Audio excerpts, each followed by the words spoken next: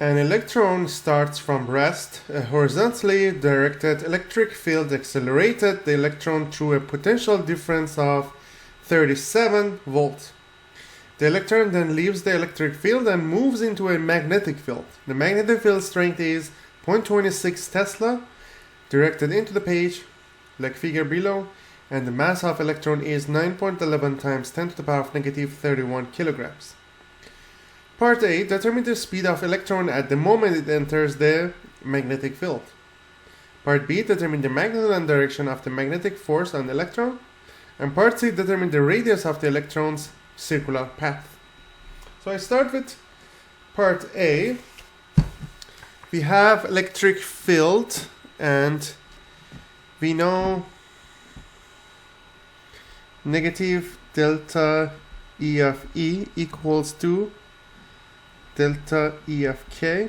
That's the electric potential difference. This is the kinetic energy difference. Electric energy difference and kinetic energy difference. Negative delta E of E is Q times delta V.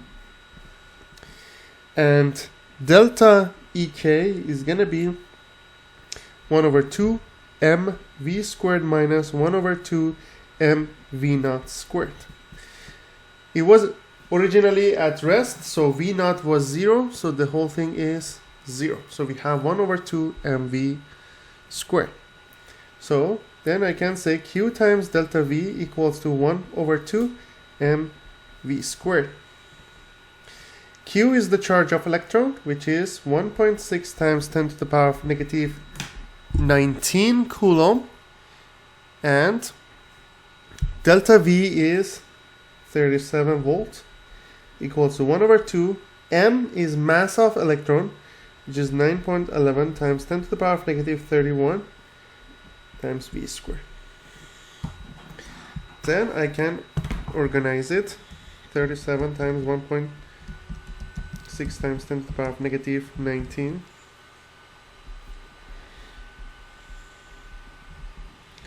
And here 9.11 divided by 2, 4.555 times 10 to the power of negative 31 V squared.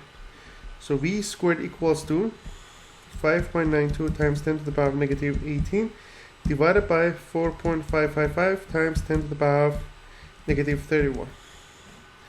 So V squared is 1.3 times 10 to the power of 13. V will be square root of that, which will be 3.605 times 10 to the power of 6 meter per second. So that's gonna be the velocity or speed of electron at the moment it enters the magnetic field. So that's the answer to part A. Now let's find out the part B. Part B, it says determine the magnitude and direction of the magnetic force on the electron, which is going to be F of m equals to B times V times Q times sine theta. B is the magnetic field strength, which is 0.26. V, we just found it, 3.605 times 10 to the power of 6 meters per second. Q is charge, 1.6 times 10 to the power of negative 19. And since they are perpendicular, it's going to be sine 90. When you calculate it, it's going to be 1.5 times 10 to the power of negative 13 Newton. That's the magnitude of magnetic force, and I need to find out the direction of it. It says determine the magnitude and direction of magnetic force. So we need to use the right hand rule. Thumb is going toward velocity. Forefinger is going toward magnetic field, which is going into the page, and then palm shows the direction of the magnetic force if we are dealing with a positive charge. So if you are dealing with a positive charge, palm is gonna show you going north, and that's gonna be the direction of magnetic force. But since we are dealing with a negative charge, it's gonna be exactly opposite to that. So it is going down. So force is gonna go toward south or down the page. Now part C, it says determine the radius of the electron's circular path. So the only force acting on the electron is the magnetic force, F of m, and this has to be perpendicular to the electron's velocity.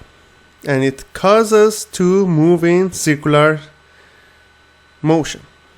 So F of m equals to F of c, centrifugal force, which is mv squared over r. So I can say q bvq equals to mv squared over r. It means that 2 and v cancel out, so r will be equal to mv divided by bq. M is the mass of electron, 9.11 times 10 to the power of negative 31 kilograms. V is the velocity that we found it in part A, 3.605 times 10 to the power of 6, divided by magnetic field strength, which is 0.26, and then charge, 1.6 times 10 to the power of negative 19. And in total, this is going to make it 7.9 times 10 to the power of negative 5 meters. So that's going to be the radius of the circular path.